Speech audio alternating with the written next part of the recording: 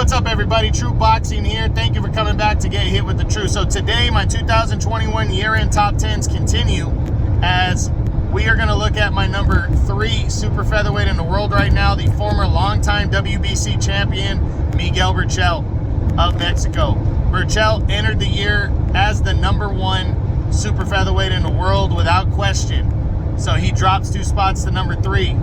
But he was heading into a mandatory title defense in February against undefeated Oscar Valdez. But myself and most people felt like Valdez was out of his depth. There was no way he could beat Miguel Berchelt. You know, it was a low percentage chance that Valdez was going to be able to beat Miguel Berchelt. And if he was going to beat him, it was going to be close.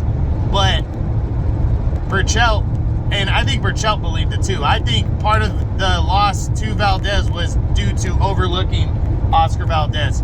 But Berchelt went out there and got his ass whipped. He really did. In all honesty, he went out there and got beat to the punch. Valdez fought the fight of his career and absolutely dominated Miguel Berchelt in this one.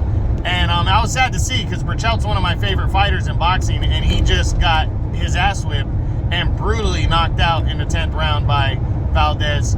And, you know, after that, Berchelt wouldn't fight for the remainder of the year, but he made it clear that he's likely moving to lightweight, 135, which makes sense. He was always a bigger 130-pounder, and it makes sense now anyways, you know, just to move up. You know, you lose a fight like that, you get your ass whipped, you know, to that level, you move up sometimes, you know, and I think it's a smart move for Berchelt to move up.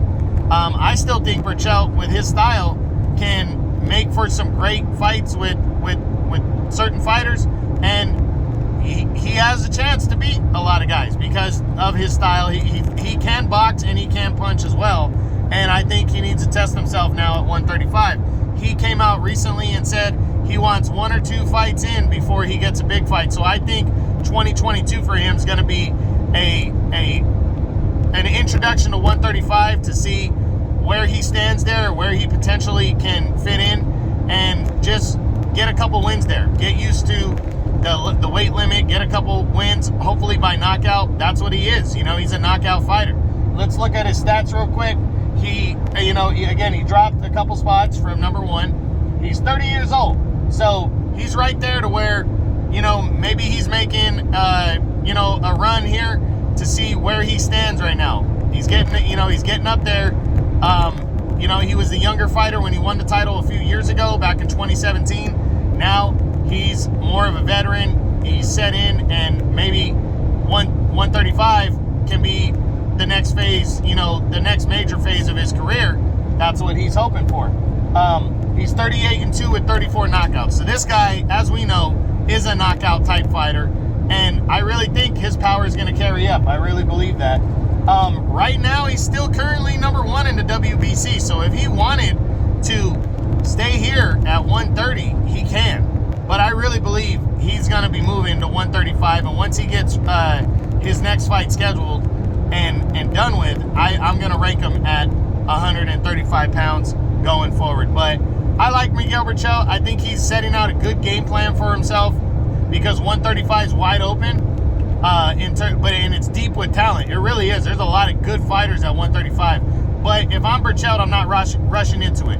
Go get a couple fights in, get a couple knockouts in, you know, at 135, and then test the waters later in the year. I think it's possible we're going to see Miguel Berchelt 3 times in 2022.